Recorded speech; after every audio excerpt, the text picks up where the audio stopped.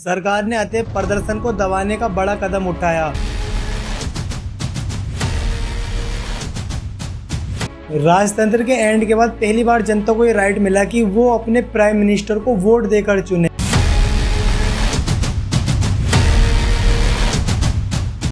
और कुछ जगह पर तो लाइव फायरिंग भी हुई। इस हिंसा के परिणाम स्वरूप 19 लोग मारे गए और 340 लोग घायल हो गए।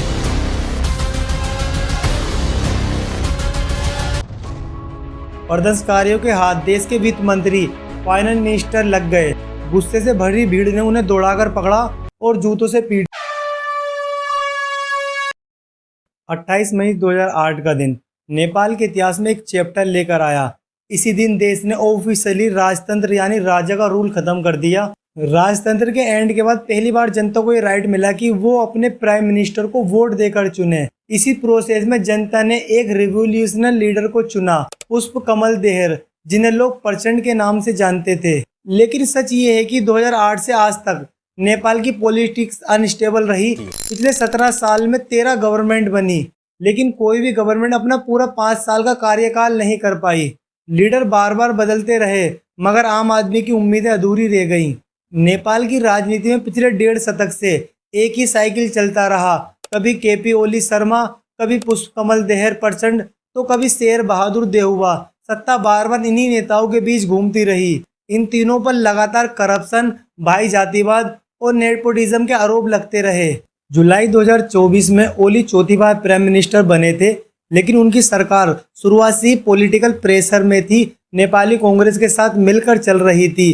कोलिटेशन गवर्नमेंट कमजोर साबित हो रही थी। अगर ब्रॉडर पिक्चर देखें तो नेपाल की बिगेस्ट चैलेंज थी पॉलिटिकल स्टेबिलिटी नहीं, बल्कि इकोनॉमिक और सोशल क्राइसिस भी हैं। यूथ अनएम्प्लॉयमेंट 2024 में यह 20.82% तक पहुंच गया, जो साउथ एशिया में सबसे ज्यादा है। यानी कि हर 5 में से एक आदमी नेपाल में बेरोजगार है। डिपेंडेंस और मिग्रेंट बनकर नेपाल की जीडीपी का 33.1% हिस्सा रेमिटेंस से आता है, यानी वो पैसा जो विदेश में काम करने वाले नेपाली वर्कर भेजते हैं। डेली माइग्रेशन सरकारी डाटा के मुताबिक हर दिन 2000 से ज़्यादा यंग लोग जॉब की तलाश में विदेश जा रहे हैं। पर कैपिटा इनकम 2023 में सिर्फ $1136 थी, जो इंडिया की आधी है। यानी पावर चेंज होने के बावजूद आम जनता की जिंदगी में वो बदलाव नहीं आ पाया, जिसकी उम्मीद 2008 में गणतंत्र लागू होने के बाद की जा रही थी। मतलब 2008 के बाद से बार बार सरकार बदल रही थी, लेकिन नेपाल में आम जनता के लिए ज़्यादा कुछ नहीं बदला तो सिर्फ नेताओं और उनके परिवारों की जिंदगी। नेताओं के बच्चे लग्जरियस लाइफ जीने लगे। काठमांडू की सड़कों पर नेताओं के बेटों को लंबोर्गिनी जैसी महंगी गाड़ियां चलाते देखा जाने लगा। यानी जनता की मेहनत की टैक्स का पैसा जनता की बेसिक जरूरत पर खर्च होने की बजाय नेताओं के बच्चों की लग्जरियस लाइफ पर जाता रहा। इसी को लेकर इंटरनेट पर एक नया ट्रेंड शुरू हुआ, nepotism, nepo kids, nepo babies. इन वर्ड्स ने सोशल मीडिया पर आग की तरह फैलकर युवाओं, खासकर नेपाल की जेन जी जनरेशन को भड़का दिया। उन्हें लगा कि जिस डेमोक्रेसी के लिए 2008 में इतना बड़ा बदलाव किया गया, वही डेमोक्रेसी अब सिर्फ कुछ खास परिवारों की प्राइवेट प्रॉपर्टी बनकर रह गई है। लेकिन सरकार ने आग में घी डालने का काम तब किया जब नेपाल के प्रधानमंत्री केपी शर्मा ओली ने जनता की आवाज़ दबाने की कोशिश की। नेताओं के बच्चों की लग्जरियस लाइफ दुनिया के सामने ना आए, इसलिए 4 सितंबर 2025 में सरकार ने एक बड़ा कदम उठाया। 26 सोशल मीडिया प्लेटफॉर्म पर प्रतिबंध लगा दिया और 15 ऐप पूरी तरह बैन कर दिए गए। लेकिन उनका ये कदम उन्हीं पर भारी पड़ गया। जनता की आवाज़ दबाने की बजाय युवाओं का गुस्सा और ज़्यादा बढ़ गया। हजारों युवाओं ने यूनिफॉर्म पहनकर स्कूल और कॉलेज से निकलकर प्रदर्शन में हिस्सा लिया। 8 सितंबर की सुबह 9 बजे काठमांडू के मातीगर मंडाला में पीसफुल प्रोटेस्ट शुरू हुआ, जिसे हामी नेपाल नाम की एनजीओ ने ऑर्गेनाइज किया था। Even if I die, shall my country live on? All the youths carry these words in your heart and engrave a monument of change in the course of history. Nepal is ours and its future is in our hands. जय युवा, जय नेपाल। ये movement धीरे धीरे सिर्फ एक protest नहीं रहा, बल्कि पूरे नेपाल के युवाओं के लिए सिंबल बन गया, सिस्टम के खिलाफ उनकी एकजुटता का। सरकार ने अतः प्रदर्शन को दबाने का बड़ा कदम उठाया। जब हजारों युवा कई स्कूलों की वर्दी पहने सांसद की ओर मोर्चा कर रहे थे, तो पुलिस ने उन्हें रोकने के लिए तैनात कर दिया गया। वहां पर सामान्य क्राउड कंट्रोल से आगे बढ़कर आंसू गैस, वाटर कैनन और रबड़ बुलेट का इस्तेमाल किया गया और कुछ जगह पर तो लाइव फायरिंग भी हुई। इस हिंसा के परिणाम स्वरूप 19 लोग मारे गए और 340 लोग घायल हो गए। ये हादसा नेपाल के लिए एक टर्निंग पॉइंट बन गया। उस सुबह जो पीसफुल प्रोटेस्ट था उसने देश की राजनीतिक और सामाजिक चेतना दोनों को झंझोर दिया। युवाओं का गुस्सा और रोष और भी गहरा हो गया और ये प्रोटेस्ट अब सिर्फ काठमांडू तक सीमित नहीं रहा।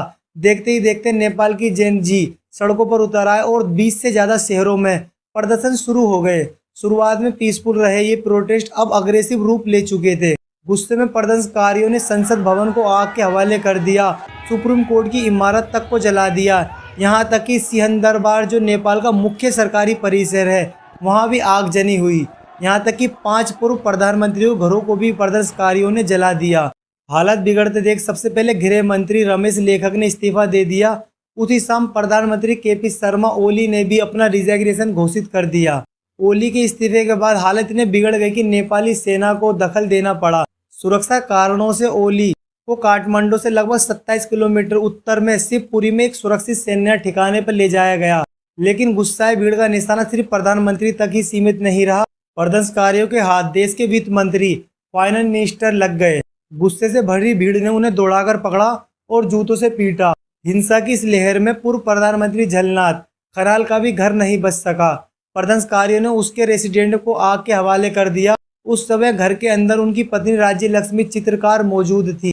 आग लगने के बाद वो भीतर ही फंस गई और गंभीर रूप से जल गई। तुरंत उन्हें हॉस्पिटल ले जाया गया, लेकिन इलाज के दौरान उनकी मौत हो गई। ये घटना नेपाल की राजनीति पर और भी गहरा असर छोड़ गई। अब ये आंदोलन केवल भ्रष्टाचार और नेपोटिज्म के खिलाफ नहीं रहा, बल्कि इसमें खून खराबा और व्यक्तिगत तार्सदियां भी जुड़ गईं, जिसने पूरे देश को हिलाकर रख दिया। अतः हालात काबू से बाहर होते देख नेपाली आर्मी को राजधानी समेत पूरे देश में तैनात करना पड़ा और सख्त कर्फ्यू लागू कर दिया गया। आर्मी चीफ ने शांति बनाए रखने की अपील की और धीरे धीरे प्रोटेस्ट काम होने लगे। लेकिन इस आंदोलन की कीमत बहुत हेवी रही। 100 से ज़्यादा लोगों की मौत हो गई, सैकड़ों घायल हो गए और सरकारी बिल्डिंग से लेकर पार्लियामेंट, सुप्रीम कोर्ट, सिंहदरबार जैसे मेन कम्प्लेक्स तक को डैमेज पहुंचे। कई एक्स प्राइम मिनिस्टर के हाउस जलाए गए, जिनमें जान माल का नुकसान हुआ। इसके बाद आर्मी ने सिचुएशन कंट्रोल में ली। कई कंट्रीज और ऑर्गेनाइजेशन ने हिस्सा रोकने पर ट्रांसपेरेंट इंक्वायरी कराने और डेमोक्रेटिक रिफॉर्म की डिमांड की। घटनाओं की जांच के लिए कमीशन बनाया गया और कई लीडर व ऑफिसर के खिलाफ एक्शन की प्रोसेस शुरू किया गया। इस प्रोटेस्ट ने क्लियर कर दिया कि पावर गेम्स और करप्शन से जनता अब फेडअप हो चुकी है। 2008 से लगातार बदलती 13 गवर्नमेंट के बावजूद कॉमन पीपल की लाइफ में कोई मेजर इम्प्रूवमेंट नहीं हुआ था और यही फ्रस्ट्रेशन 2025 के डिमोन्स्ट्रेशन में बर्स्ट होकर सामने आया। फाइनली पहले से मामला शांत हो चुका, लेकिन इसके स्कार्स गहरे रहे। इस आंदोलन ने नेपाल की पॉलिटिक्स और सोसाइटी को एक बिटर लेसन दिया कि डेमोक्रेसी सिर्फ सत्ता बदलने का नाम नहीं है, बल्कि असली डेमोक्रेसी तब है जब कॉमन सिटीजन की वॉइस सुनी जाए, अकाउंटेबिलिटी फिक्स हो और लोगों की डेली लाइफ में रियल चेंज आए।